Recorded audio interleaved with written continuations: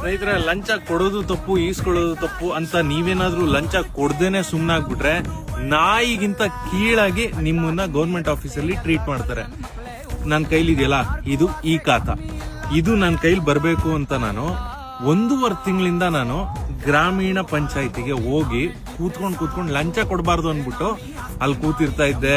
ಅಲ್ಲಿಂದ ಇಲ್ಲಿಗೆ ಹೋಗಿ, ಇಲ್ಲಿಂದ ಅಲ್ಲಿಗೆ ಹೋಗಿ ಅಂತ ಹಲ್ಲಿಸ್ತಾ ಇದ್ರು ನಾಯಿ ತರ.